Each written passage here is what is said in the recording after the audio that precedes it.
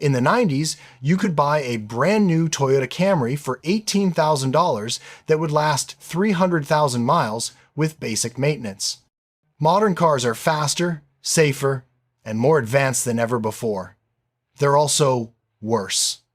Worse to drive, worse to own, worse to fix. The 90s perfected the automobile, and we've been going backwards ever since. And I can prove it. Meanwhile, back in Japan, Honda is hand-building the NSX to compete with Ferrari. That's the difference. That's why the 90s mattered.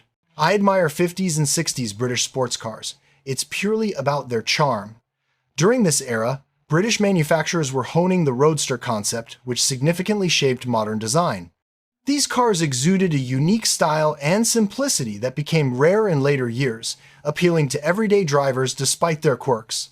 While they were generally easy to maintain and enjoyable to drive, many were simply assembled from available parts, lacking a refinement that Japanese automakers would soon introduce, leading to a decline in the British car industry. The 90s deserve a spotlight as a remarkable decade with a wide range of vehicles. This was a time of significant shift in global dynamics and technology. I fondly recall my childhood playing baseball in the yard and riding the now banned three-wheelers. For those who weren't young children during that time, the 70s and 80s were challenging years for car enthusiasts due to stringent safety and emissions regulations that pushed manufacturers to innovate in order to create exciting vehicles. This era saw the rise of advanced technologies like fuel injection and turbocharging, which, despite stifling some of the creative automotive designs of the 50s and 60s, laid the groundwork for resurgence in the 90s. By this decade, many automakers had adapted and were ready to produce remarkable cars again, striking a balance between classic styles and modern features. The 90s marked a significant improvement in vehicle reliability. The 90s launch of the Honda Acura NSX marked the beginning of a golden age for Japanese sports cars, with iconic models like the Mazda Miata and rotary-powered RX-7, alongside the Mitsubishi 3000 GT, showcasing engineering excellence. The turbocharged Toyota Supra and the legendary Nissan Skyline further exemplified this era, highlighting how Japanese manufacturers prioritized legacy and brand recognition over mere profit. Back in the day, some of those amazing sports cars were real moneymakers, but more importantly, they showcased Japan's prowess in the automotive world, leading to the creation of iconic sports cars and vibrant communities around them. However, Japan wasn't alone in the game. The 90s saw a resurgence of American muscle cars, with Ford revamping the Mustang and launching the Cobra, while GM's 4th-gen Camaro and Firebird became faster and more aggressive, ensuring the muscle car's survival. And incredible exotics like the McLaren Phone and Ferrari 50 that defined this era? Honestly, I'd argue that the 90s were the golden age of sports car development, blending their raw driving experience with innovative tech. And while cars have certainly become faster and more powerful since then, they haven't really improved in the same way. The 90s marked a high point in truck development, showcasing the 10th generation F-150, while the Chevy CK line was perfection in every aspect. This decade ignited the pickup wars, pushing manufacturers to create larger trucks with more options, leading to a remarkable diversification in the market. Trucks came in various trims and packages, including convertible models and performance variants that could compete with supercars. The 90s trucks were not only aesthetically pleasing and purpose-driven, but also affordable and customizable, standing in contrast to today's luxury models that often lack individuality. This transitional period bridged the gap between the utilitarian trucks of the 60s, 70s, and 80s and the tech-heavy vehicles we see now, offering the right size and shape for practical use while still being enjoyable to drive. Visibility was better, maintenance was simpler, and trucks were primarily used for their intended purpose rather than as status symbols. While modern pickups have advanced in specifications, it doesn't mean they are superior.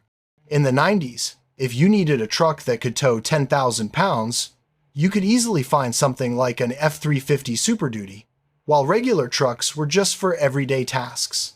Nowadays, trucks have incredible capabilities, but are just used for trips to Costco. Back then, major manufacturers were diversifying their lineups beyond just sedans, SUVs, and trucks. You could choose from luxurious camper vans to smaller family vans. Competition drove innovation, leading to a variety of unique vehicles in every segment. For SUVs, you could go for a spacious family vehicle like the Suburban, or a compact off-road SUV like the Suzuki Samurai.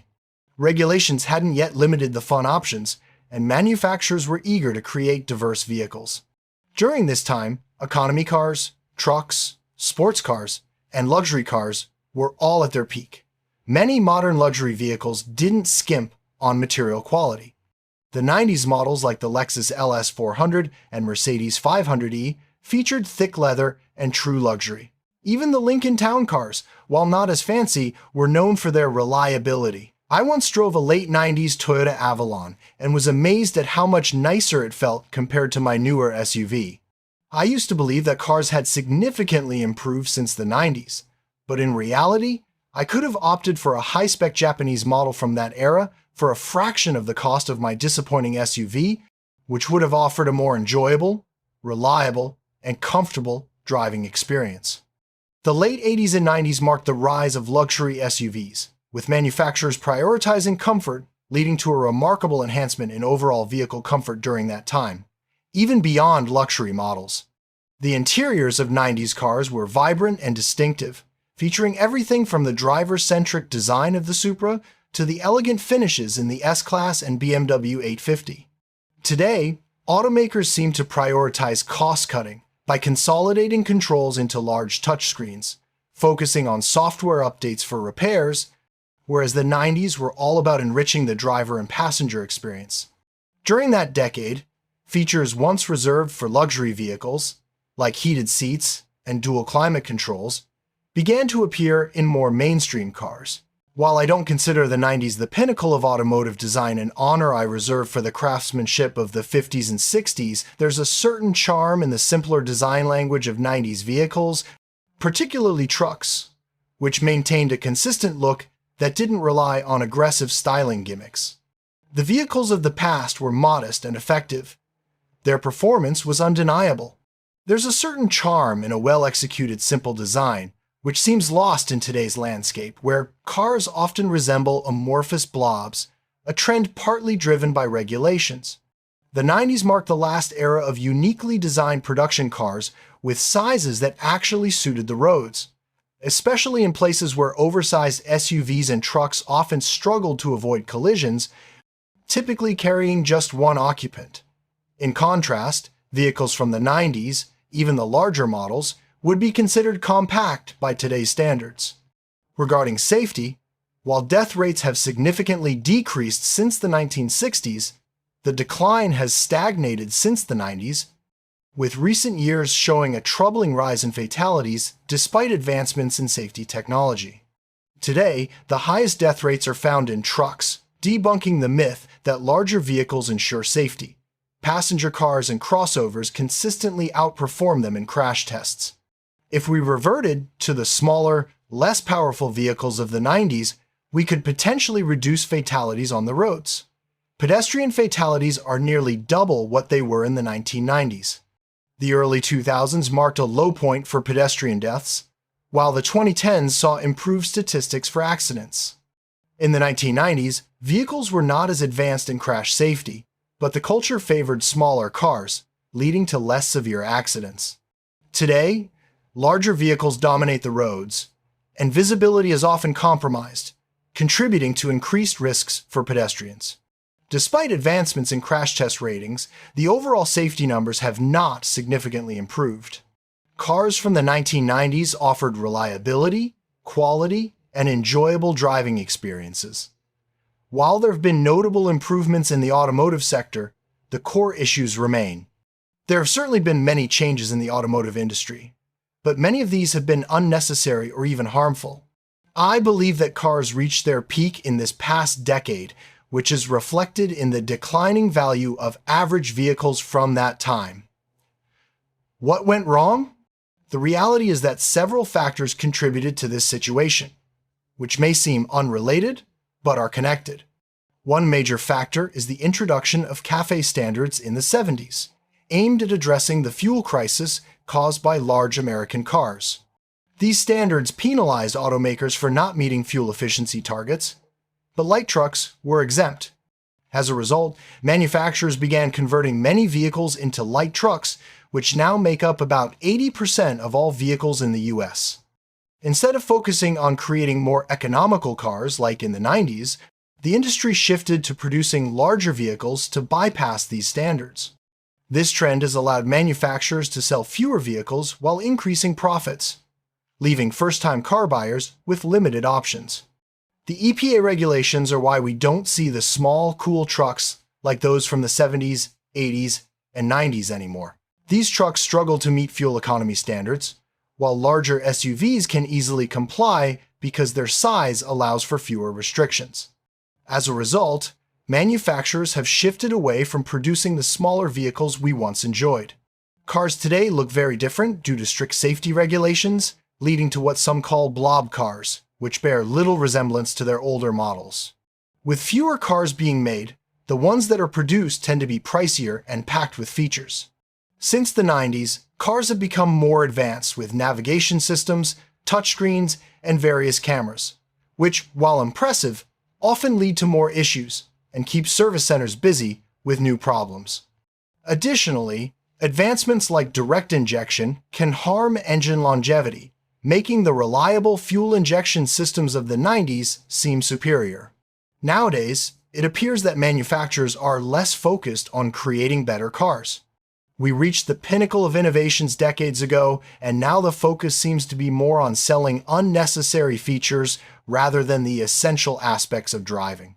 Cars should primarily serve the purpose of transportation, and often having more options complicates the experience.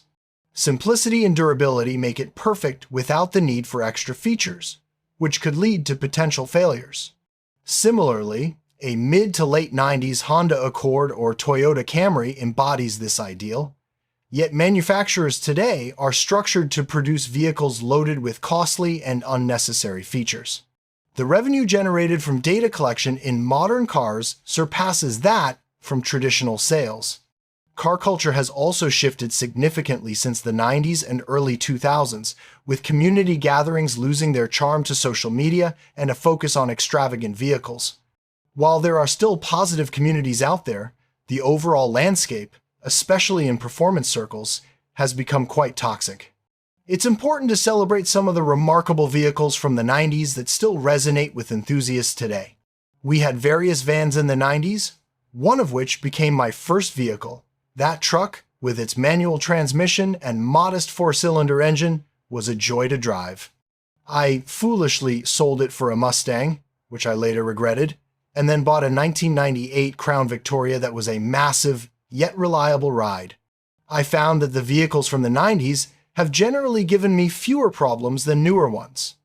Each car holds cherished memories, and I'm curious to hear your experiences with 90s cars.